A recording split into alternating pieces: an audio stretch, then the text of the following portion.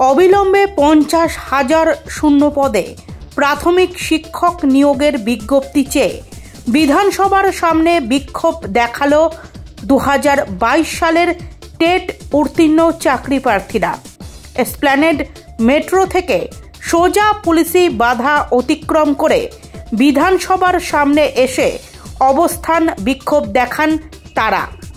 ফের নিয়োগের দাবিতে রাজপথে বিক্ষোভ চাকরি প্রার্থীদের। সমগ্র চত্বর ব্যারিকেড দিয়ে মুড়ে ফেলা হয় প্রশাসনের তরফ থেকে। বিধানসভা গেটের সামনে পুলিশের সঙ্গে চাকরি প্রার্থীদের ধস্তাধস্তি পরিস্থিতি তৈরি হয়। একাধিক চাকরি প্রার্থী আটক হন। এই ঘটনাকে কেন্দ্র করে আজ দুপুর 3:30 নাগাদ ব্যাপক উত্তেজনা তৈরি হয় ওই এলাকায়। ঘটনাস্থলে বিশাল পুলিশ বাহিনী। চাকরি প্রার্থীদের দাবি আজই নিয়োগের বিজ্ঞপ্তি দিতে হবে, তা না হলে রাজপথ না ছাড়ার হুঁশিয়ারি দেন তারা। যদিও পুলিশের তরফে বোঝানোর চেষ্টা চলছে বিক্ষোভকারীদের, কিন্তু একেবারে মাঝ রাস্তায় শুয়ে বিক্ষোভ দেখাচ্ছেন আন্দোলনকারীরা।